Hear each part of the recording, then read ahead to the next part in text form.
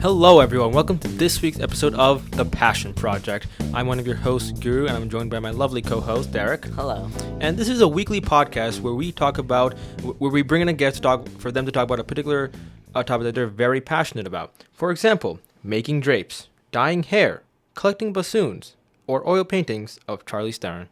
And this week, our guest is Emilia Liu. Hi. Hello, Emilia. How are you doing today? I'm doing great. How are you? Good. And so, what are you going to be talking to us about? I'll be talking to you about music, specifically orchestras. Nice. And then, specifically, what instrument do you play in an orchestra? I play flute. And how long have you been playing flute? I've been playing for 10 years now. Wow. Do you play any instruments, Derek? I think I've asked you this before. Violin in 4th grade. Violin in 4th grade, yep. Oh, and recorder in third grade. I don't count the recorder. Recorder is a Recorder very in important third grade. milestone. No. I can play very basic I count songs on it as the an instrument. panpipes. I mean, I just don't count that fact that you played it because everyone had to learn recorder in 3rd grade. You're not special. Okay, well, I bought a $5 mini set of panpipes at a souvenir store once, and I learned how to play the first 3 notes of Cry Me a River on it, so I'm basically Impressive. a musician. Nice. I played. What about you, Guru? I played piano for 10 years. And what I happened? just fell out of love with it. Stuff like that happens. And then I played violin for 4 years, I want to say. I think like 5th grade to 8th grade. Fun fact, in 8th grade, I accidentally broke Dr. McCann's baton. Oh, that's. I thought you were gonna say his. Like, I know. his face. Very expensive. No, just a baton. And he made me buy him a new one, which was fine. Because I broke his. But How much do professional batons cost? I mean, I don't know. It was like 4 years ago. I forget. But enough about my mistakes. Let's talk about Emilia's successes. Oh, I was gonna say let's talk about Emilia's mistakes. Many. So many. Anyway. Okay. So I guess first of all, what made you want to start learning the flute? Well, my parents said you need to take an instrument and you need to learn it. So I said to myself, okay, I'll play cello. And I went to the Winchester Community Music School, petting zoo, and they had a cello, but I was small and I didn't realize cellos came in many different sizes. So the cello they gave me was way too big and it felt really awkward, as it should. So I said to myself that clearly this instrument is not right because it doesn't feel right. I can't reach anything and my feet are dangling off the chair. That's a problem. I can't really hold this. So I went around to the other instruments and the only one I made a sound of was the flute. And I made the wrong sound I learned later in the lesson, but I made a sound and I was like, that's the one. That's what I'm doing. So that's what happened. Nice. And then have you ever tried to learn any other instruments or? No, I haven't. I gave it some thought as to what, I think every musician thinks, if I wasn't playing my instrument, what would I play? But I didn't actually seriously consider taking lessons. I did take a couple of voice lessons, but that's not a physical instrument that you're carrying around, so. Yeah. Oh, I know you do take course this year. I do, because my schedule didn't work out. But it's been a lot of fun. I really like it. Oh, but tell us why you had to take chorus. Wasn't there a reason? It wasn't a big reason. I had some class conflicts. I tried to switch it around. I still had class conflicts, and I couldn't take symphony at school, which actually ended up being better for me because I learned a lot of theory in chorus. But what I mean is you had to take a music class because you're okay, thanks, Derek. Okay, got it. Yeah. So every year there are 2 festivals that I really enjoy doing. Massachusetts is split up into different districts. We're in the Northeast District, but there's also Eastern, Southern, all these other districts. You audition for that, and then the top half scorers of the senior district get invited to audition for All-State. So you go and audition in a high school far away in a town I can't remember. And then it's the same audition process. Select number of musicians are selected to advance to All-State, and then that's a 3-day overnight event, which accumulates in a concert at Symphony Hall, which is really awesome. It's just a lot of fun, being sleepless, playing music, and eating food and also complaining about the food, but it's actually pretty good. People are just stuck up. But you have to take a music class at the high school unless you're a guitar player or you have some sort of extenuating circumstance. So I didn't want to give that up my senior year, so I decided to take chorus. Yeah. Nice. So the people who do it are, some of them can be stuck up? Like, how? Well, people complain about things all the time. It's how people like connect. Oh. So if if one person's complaining about mashed potatoes, and then you start complaining about mashed potatoes, you can form a bond over complaining about mashed potatoes because it's only 3 days, so it doesn't have to be anything deep. Nice. And also, first of all, who complains about mashed potatoes? But secondly, You'd be surprised. That's so sad. I mean, if they're undersalted, they're really unbearable. Mm-hmm. You can just put more salt on them. They don't have salt. That's sad. They don't have salt. Okay, I feel like that's the There are major too many offense. kids. Like, One I table will wouldn't take even all be the worrying salt. about. I would not even be worrying about it doesn't matter what you eat. If you can like put salt on it, you can make it edible. Wow, I don't even know what to say to that. Can you do these festivals like if you're not in high school, or is it just strictly for high school students? These ones are strictly for high school students, although I have seen people I used to do All-State and senior districts with, they go to the UMass schools and then they'll help out with the coordinating, making sure everybody is in their like hotel rooms at the right time, make sure everybody comes down to dinner. So that's kind of interesting to see. How many years have you done this sort of thing? All 4 years of high school. Have you done All-State every 4 year? Yeah. So you're very talented. I always consider myself lucky. I think it's a more accurate statement. What are your Lucky that you're so talented. Yes. Sure. Yeah. What is your favorite type of music to play on the flute? As opposed to the other, 20 instruments that you definitely play. Yeah, like, pipe recorder.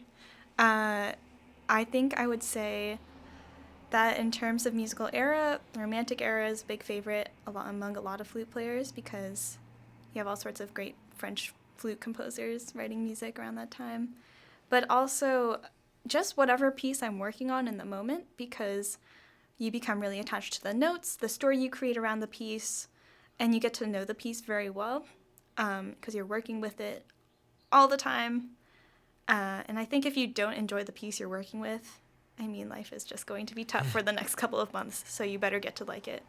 I know that this obviously can vary depending on what the piece is and how long, your part is, but how long in general would you say it takes you to learn average length piece? I don't think you're ever finished learning the piece. Like, you can get a bare bones structure, but when you do that, it's usually, there will be missed notes, wrong rhythms, dynamics aren't great, so you can keep polishing it, but it's not going to be something where it's like, okay, I'm done with this piece now, I can just perform it and be done. It's you never get to that point. And I think the same goes for painting. I've started portraits and I just have to tell myself to stop working on it because there's just so much that you see can be fixed. And you have to keep trying to fix it, but sometimes you just have to let it go for the day and go to bed. Don't stay up till 2 a.m. practicing. It's a bad idea. Can you talk about, just to kind of retreading, what you meant by like when you like sort of like create a story around like a piece, like sort of how you get yourself attached to a particular piece? So this is a big thing that my teacher talks about in lessons. She says, you don't have enough feeling behind the notes. You're just playing notes. You're just beating out rhythms. And she'll say, like, I can tell you practice this, but I don't get any emotion. So the way I add emotion into the piece is by creating a story, usually not based on real life because that can just be inconsistent. But if you kind of create a fairy tale, like if the piece is kind of dark, imagine, this dragon guarding, some sort of treasure for 1,000 years.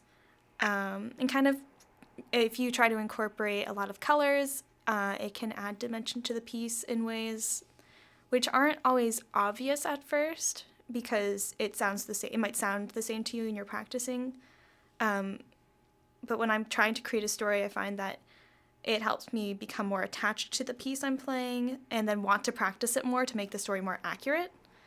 So I think it's good to help with just adding more color to the pieces. That's very interesting. It's really intense. Yeah. I don't think I've ever. It's pretty been that lighthearted. No, It's I- just like, imagine like you're daydreaming, but it's like you're creating a music video in your head, pretty much. That's a very unique way of like approaching, because I wish I had done that with like some of the pieces I had done, because like, I don't know, like my teacher, my piano teacher was, first of all, extremely, like, she had a very thick Russian accent. She would yell a lot, and then like But it's like the same thing you're saying about like you need to have like more emotion and all that other stuff. She would always say that to me, and I never really understood how to like get around that. I wish I had done what you. It's a hard concept to explain to somebody because it's not just count to 4 and then subdivide 4 into 8 beats. It's like add emotion, and you, as a teacher, I think, because I do teach a student on Fridays and sometimes Wednesdays, but you're just saying like add more emotion, add more color. But there's no technical way to say, okay, well, if you blow this certain way into the flute and press down this key, it'll be orange. You can't say that because that's not how it works. So it's something that the musician has to find within themselves. Yeah. Have you been teaching for like a long time or just? No, just recently. I started last summer because my teacher had too many students and she couldn't take another one. So she had a student who was in 5th grade who was just starting. So she said to me, she was like, oh, do you want to teach this person how to play flute?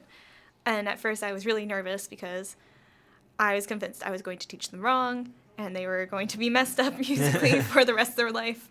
But then I realized, he wasn't really interested in like really having super intense lessons. He just wanted to kind of do it as like just another hobby for now.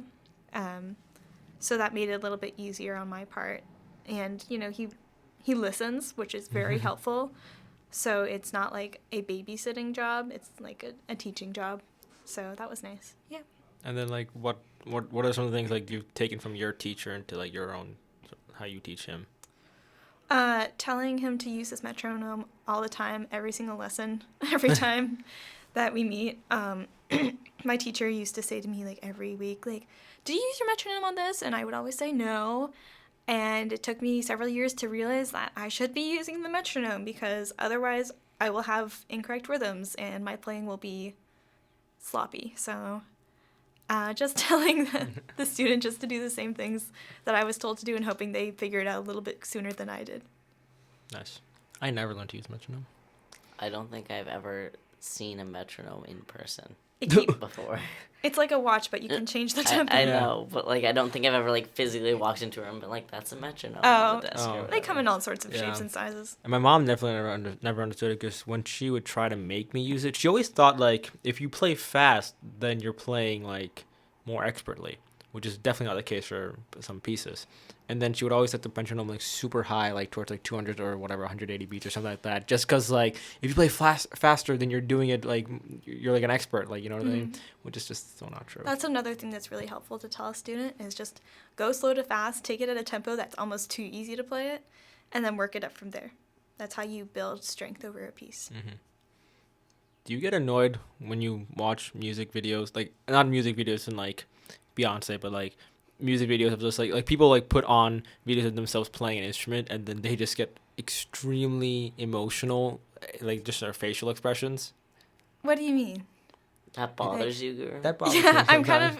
I'm just not really sure what you're asking. Like, Are you talking about okay. like singers? No, Or- I think I know what Guru's talking about. Like, I've seen videos of this guy who plays, like, an electric violin or whatever. And he'll, Oh, like, okay. do things, and, like, he gets really into it, but I think it's amazing, because it's So, like, yeah. wow, Really? that person's, like, I feel like they're with I would overdoing agree. it sometimes. I kind of agree with Derek. As a woodwind player, and also I think I can speak to brass players too, you have to use your mouth to play. You have to like form an embouchure. So you can't really move your face except for your eyebrows. So it's really hard for us to express emotion like through like physical movement. So it can make it really hard to like communicate something to an audience. Whereas we're always jealous of string players, especially cello players, because they can move like their whole heads and nothing happens. So, I'm kind of, if a string player wasn't showing emotion, I would be a little bit mad at them because I actually can't. You while feel I'm like playing. they have that privilege. So I feel like and, they have a take privilege. advantage of it. Yeah, they have a privilege to like, smile and like, maybe even laugh while they're playing, and I can't do that. So I would like them to do it if they can. That's a call to all you string players out there. Yeah. Do you, you were talking earlier with that fancy word for how you, Embouchure. yeah. Why do you have to use your whole mouth area? Wait, what does for it? that? What does that mean? Well, you have Like, to chant. show You have us to. really fast. I know that if you're listening to the podcast, you won't be able to see, but she's doing something weird with her mouth. I can't really describe it to you. you turn down the corners of your mouth a little bit, and you kind of have your embouchure is like this, for a flute. It's like a tiny hole, and you have to like direct your airstream slightly down, and you have to hit like this plate on the flute. I forget what it's called, but that vibrates the whole instrument. Yeah. I'm familiar with flutes. Of course. And it vibrates the instrument, and it will produce a sound. It's different for all the other instruments, but of all the woodwinds, I think flute has the most unique kind of form of playing it, because you're not actually like putting your whole mouth over the instrument. Double reed players and reed players just, like they have to soak their reeds, and it's a lot more pressure, but they're also using less air. So a lot of the time when you give, like if you give a flute to an oboe player, they'll feel out of breath because they're unused to putting that much air into an instrument, whereas we'll feel a lot of pressure because there's so little air at a time, and it kind of just builds up and you feel like dizzy. So.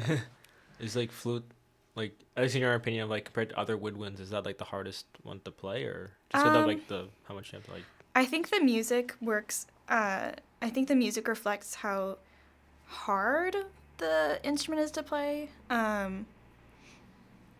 I think flute objectively isn't as difficult because you don't get as many injuries and you can play for a longer period of time.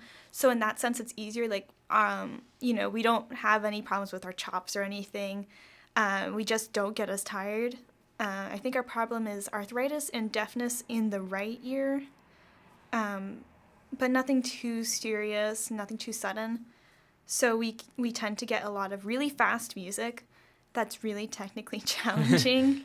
All the bird tones, all the little like chirping animals of the forest, we get that music, and it's really hard to play technically, but that's because we can.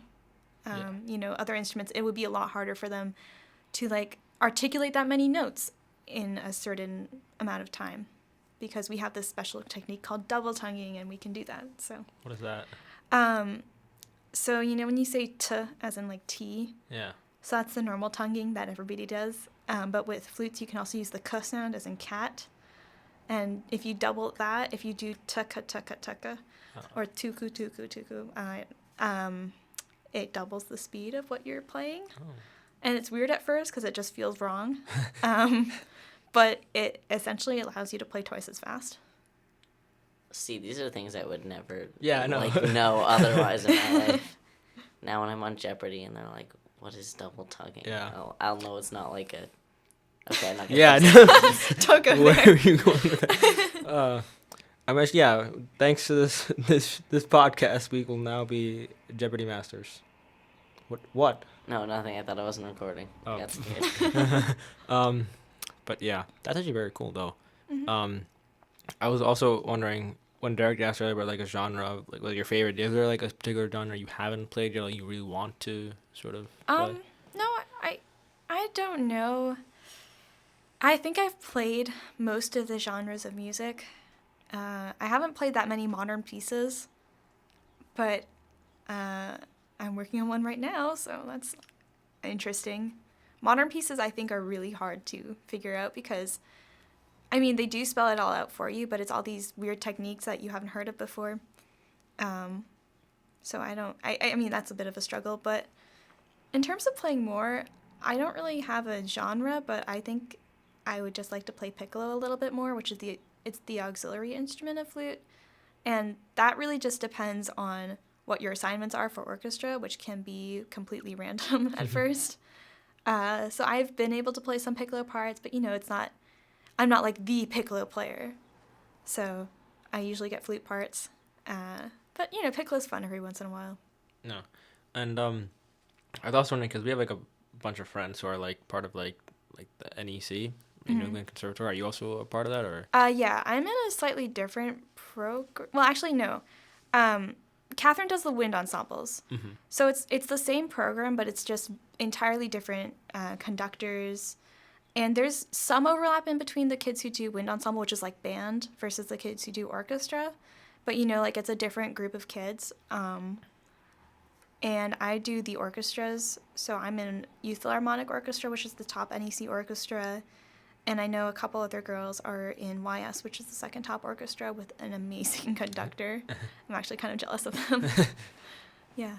But, it's a fun experience every Saturday. Every Saturday. And then, so how did you sort of get into that? I did what my teacher told me to do, and I signed up for auditions. She said, you should be auditioning now. I was in 7th grade or so. She's like, have you signed up for any auditions? And I said, what auditions? Like, what are you talking about? And she told me all these places to sign up for auditions for. So I signed up for junior Maui, which was the little kids wind ensemble. And in 8th grade, I auditioned for BISO, which is another youth orchestra program. And then in 9th grade, I was into the NEC program. So kind of just built up over the years. Mm-hmm. Yeah. And then when do you guys sort of get to perform and stuff, or is it just? I would say the average amount of performances would be 3 to 5 per year per orchestra. NEC usually does a consistent 3 to 4 performances, but every other year they'll go to tour in a foreign country, and then that's another 3 to 4 performances on that tour alone. BISO is different. I think they do 4 concerts per year, 4 official big concerts, but they also have a BISO gala event at the MFA to raise money for the program. And they have a bunch of different, you can audition for Peter and the Wolf, and they'll have another concert for that. So it kind of depends on your seatings that year. Have you ever gone on a tour with them? BISO doesn't do tours. I mean NEC. Oh, NEC, yes. I did go on a tour 2 years ago to Ireland. That was a lot of fun. There are a lot of sheep and not that many people. But, it's a really beautiful country. And I'm going to Norway this summer.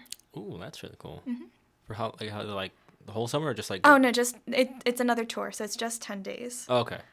Because they need to accommodate us with lodgings and foods, and also they need to rent out concert venues. Mm-hmm.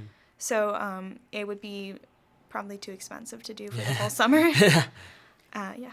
When you go on tours to other places, are there usually a lot of people who come and see your concerts, or? With Ireland, it was kind of 50-50. We had a couple of concerts where a fair number of people came, and then we had one concert where I think there were 10 people, 10 families and their kids.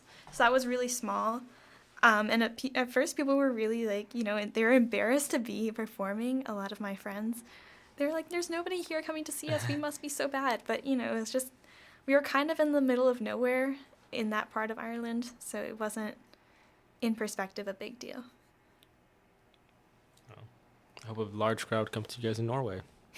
Thanks. Yeah. There you go. What would you say? I know that it can be hard to pick favorites, but what would you say are maybe your top 3 favorite pieces that you've performed so far? Or you can just give general ones you like. They've been pretty recent. So last year's season with BISO, we played Rite of Spring. And that was really fun because I got to play the alto flute part. I've never played alto flute before. And it's just it's a really interesting instrument. Use even more air than normal flute. And it was a lot of fun. And it's just it's kind of a funky piece, but again, the more you play it, the more you get to know it, and you just become familiar with it. So that was a really exciting experience because it just comes together in a really incredible way. And then we did Verdi's Otello, the opera, and that was a lot of fun, not just because of the music, which was really very good, but also because the singers that BISO hired for to sing with the production were just incredible. They were very, they just seemed to know what they were doing. They had a lot of confidence. I mean, they should because they're professionals. Yeah. But they just it's such a treat to be able to listen to them, for the couple of weeks leading into the opera. And then do you have favorite artists too, or conductors, composers? Not really, because everybody's so different. I'm trying to think of a good example. If you compared, there's this piece in flute called the Griffiths poem, which is a really beautiful piece, but you compare that to Stravinsky, they're just not the same. And they're just both they're they're amazing composers in such different ways. Yeah. You really can't compare it. I was also gonna ask if you had done like any like after school like band groups for the high school, like. I was in when I was in 10th grade, I did the pit orchestra or pit band with Man of La Mancha, and I played piccolo on that, but I didn't have my own piccolo, so I was using the school's and always worried that I was gonna lose it somewhere because it's so tiny. But other than that, I don't think I've really had much time to do outside of school musical activities, like associated with the school, which I kind of feel bad about, but at the same time, I do a couple of performances every year with WCMS, community performances in nursing homes in local areas, and like I've performed Midnight Madness a couple of years in a row, so I do like Winchester-based stuff, but just not through the high school. Yeah. Oh, I thought you were gonna ask something, Derek. Me too, but I forgot. As it comes to him, I'll also think of something. Wait, okay, no, I had something. I definitely had something. It's there. Tip of the tongue. Mm-hmm. Oh, right. Where did you start off like with your own flute, or did you start off like renting one? I did start off renting. Okay. I think most kids start off renting. I mean, if you have an instrument in the family, maybe not. But I do remember I rented my flute, and also because I was really short and had short arms, I had to have this special curved head joint, which a lot of little flute players have, where the head joint is curved around to shorten the flute so you can actually play it, because I couldn't reach the keys. And I thought that was normal for a little while. And then I realized that, no, most people play with, like, the straight head joints. So, good times. Was it, like, a fancy, like, were you excited when you got your own flute? Like, when I bought my own flute, yeah, I was very excited, because I upgraded from the student flute that I had to an intermediate flute, which I was just amazed by how much better it sounded. And then you acclimate to that sort of playing and like the quality of the sound. So it still sounded really, really good to me, but I think every once in a while I had to send it into the shop to get a pad fixed because I had a leak, and I had to play my student flute. And those were the worst weeks of my playing because I never wanted to play flute because it sounded awful to me because I was so used to something that was higher quality. And then recently I got like a semi-professional flute, which is really such a treat to have because, you know, once I sit down to practice, I just don't want to stop sometimes because it just sounds, you know, it sounds really nice. So when I'm sounding bad, I want to make it sound better because I know it'll sound awesome. But then, you know, I'm going to get it back on Saturday, but I had to send it into the shop for like a yearly maintenance. And I've been playing my intermediate flute, and it has gotten really, really clacky. Like the keys are really loud, and there's a leak on the F sharp key, which means like when you press the key down, air escapes through the key, so it's kind of like fluffy sounding, and you have to press down really hard on it. So it's not been a fun week for flute playing. I didn't know there were so many like things that could go wrong with like if you have like a violin, you're like, okay, you need to tune in. Sometimes the strings might break if it's really old, but like and, oh god. I mean, flutes don't have it particularly bad because we're metal, so not much happens to us with the temperature. I mean, our tuning goes weird, and it gets really sharp or flat depending. But you know, if you have like a piccolo, if you have an oboe, clarinet, bassoon, and violin and bass, cello, all of the string instruments, you know, it can be traumatizing to go into like a cold practice room, cold concert hall, you know, and then oboes and bassoons, like all the reed instruments, they all have to change out their reeds every once in a while. So, you know, you can have a really nice reed, but, you know, it's not going to last forever. And then you can also have a really terrible reed on the day of a concert. You know, we had an issue last season of BISO when we played Otello. The oboes, like, you know, they had been playing so much, so they needed new reeds. But the reed maker that everybody used was away in Japan vacationing. And so they had a little bit of a dilemma there. I don't know what ended up happening, but it ended up working out okay, but it was definitely a very hectic time for them. I can definitely relate from having played the violin for 4 years. As you were saying, like stuff breaking was so bad. Also, I rented my violin, so every time like the bridge would break or I'd need to like get strings fixed. That just costs so much more money, and like renting stuff in Winchester is like it's so expensive here. But yeah, how expensive like is like for when you like bought your own flute and stuff? Like how expensive are flutes in general? I think my flute was a little bit. It wasn't like cheap because it's still very good quality, but because it's only semi-professional, it was around $10,000. But if you get an entirely gold flute because you feel like it or you think that sound is just so great, those can cost you a lot of money. I'm not really sure exactly how much, but I know a friend of mine has a $20,000 flute and hers is not entirely gold. Wait, yeah. isn't it not good? Wouldn't you not want a gold instrument because gold is very soft? Well, it's not pure gold. Okay. It's it's So it's a other pure than, gold. Wait, flute yours isn't gold, really is it? like pure gold. When I say pure gold, I mean that it's not like It's like not the flute my friend gold-plated or has something. silver and gold in it. Okay. So it's not like pure gold, as in it's not entirely made of gold. Okay. But I know that one of the flute teachers who teaches at BISO and does their sectionals does have like an entirely gold flute, and I was super intimidated at first because I thought that must mean he's such a better player.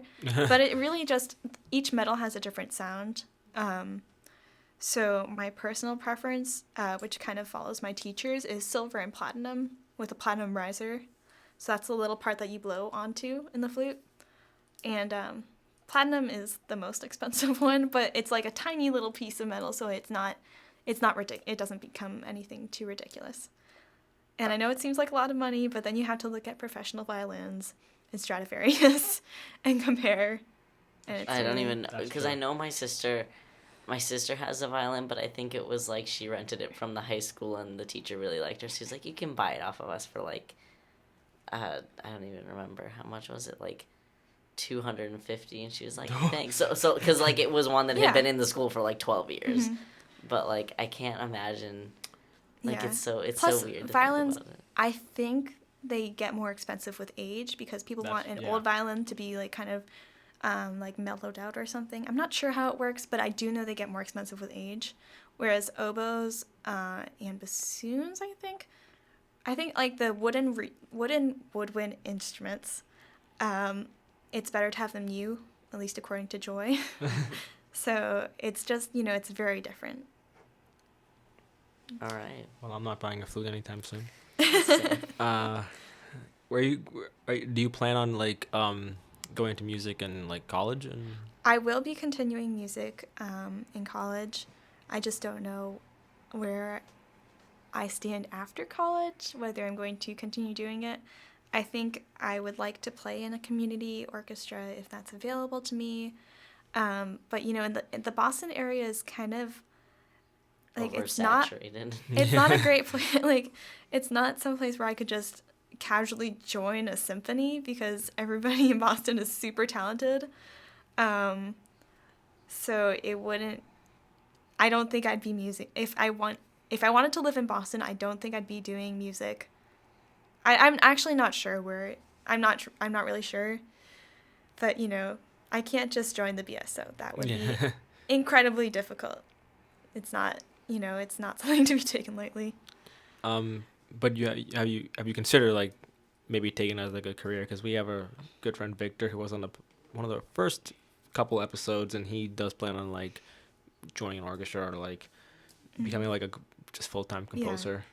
For me, I'm a little bit more up in the air, a little bit more focused on something that to me seems practical. Mm-hmm. So, of course, for a lot of people, practical means business. So I'm hoping to do a little bit of something in business. But, if I get to college and I find that studying music is really what I want to do, because right now, I take classes, I perform it with an orchestra, but I'm not taking a whole lot of theory classes. I'm not doing anything with music history. But if I decide that I really like doing that, I really like studying music, then I would consider focusing more on that than on business. Mm-hmm. No, I was just saying, I mean, you can, if you're like a private music teacher or something, you can make a lot of money. That's true. Especially if you come back to Winchester. I don't know. Or My teacher Lexington. it doesn't seem like that she's making a lot of money, at least from her standards. Because, you are working a lot. And I think the thing is, like, for a lot of people, they don't want to be just a music teacher. They're also a performer. So if you're trying to balance a performing career and supplementing your lessons with gigs, it can be kind of tough because you're basically a freelance artist. So you just have to, you have to fight for your own economic opportunities. So I think you can make a decent amount of money. I'm just not sure if it's not the most stable career, and it's definitely not the easiest way to earn money. Yeah. I was also gonna ask, does anyone in your family also play the flute or just an instrument in general? My dad played piano and violin when he was younger. He played violin in high school and piano more in college. So he did do that, but he didn't go into music because that just wasn't a focus in his life. He preferred, technology and just other school things. And I think he did more chamber music in college. So it was just a fun thing for him to do. He doesn't really do it much anymore because he's always busy and he's traveling. So he doesn't have much time to practice, but he did like doing it when he did. Mm-hmm. And then I was just wondering because when you first said your parents just wanted you to play an instrument, I was just wondering if there sort of a big focus on music just in your family. I think they thought it would just be a good idea to get it started. Taking music lessons does teach you a lot about time management, artistry, and also just commitment if you stick with it. Having to practice almost every day, being on time. Those are a lot of really useful skills you learn from music. Plus, I think my dad really enjoyed it, so I think he wanted to get me and my sister involved in it. I'm the oldest child, so I think I was kind of just the guinea pig, and they're like, we'll sign you up for everything. So, I was signed up for dance, too. That didn't work out. Signed up for sports, signed up for music, and music was the one that stuck. So that's what ended up happening.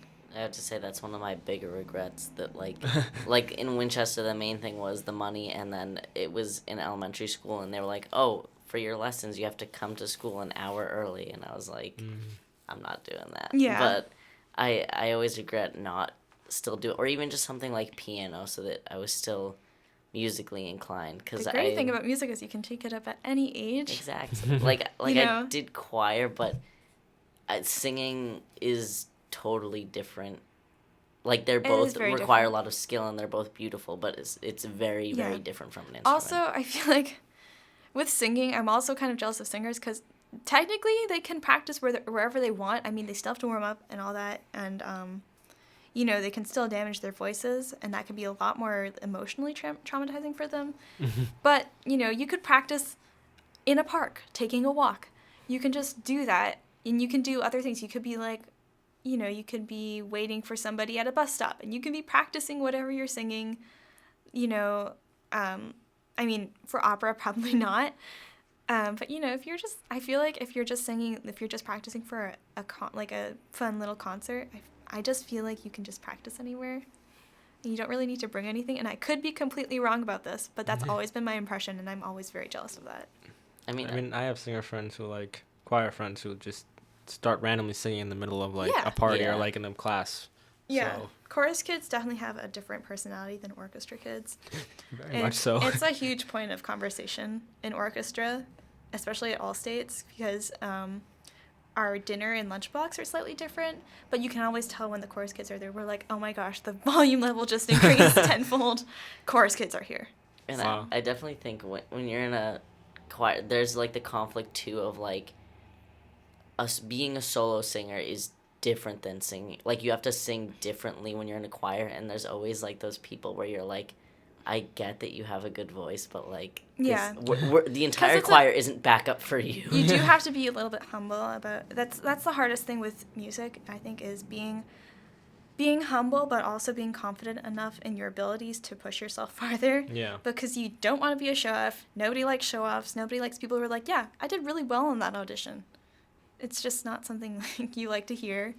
But you also, you have to have enough confidence to, not be racked by nervousness when you're singing or playing your instrument. Oh, so I'm just a little curious. What is the orchestra kid's point of view of a chorus kid? And I guess next week we should have a chorus kid on to see what the orchestra kids. We just always think that they're really loud, and they're always like, they're like a lot more affectionate than, like, not in the way of like, oh, they're just so much nicer. It's just that they're, they're more likely to give you a hug if they've known you for one day than we are. And that can be a little bit like, oh my gosh, what's going on right now? And it's definitely just they're just a louder presence in the room. And it kind of, if you're trying to have a conversation in a room full of people who are chorus singers as well, it doesn't happen. You end up shouting. So we usually use study rooms to just like meet up because it just gets too intense. No, I can confirm, having done choir and been in a choir classroom before. Having so many friends who do choir. And I'm just in freshman choir. They're like not fully fledged chorus kids yet. Yeah, freshman choir is just so different from they're still so much more chatty because you're using the same thing, like the voice that you're using to talk with people is also the voice you're using to like make music. So it kind of blends the boundaries of like when talking is acceptable and not or not. Whereas music, if you're talking in rehearsal, it's just disrespectful. Yeah. But chorus, it's like, well, are you talking about how to sing this properly? It's harder to control. That's a fascinating point of view. It is. I never knew that there was such a dichotomy between them. I know.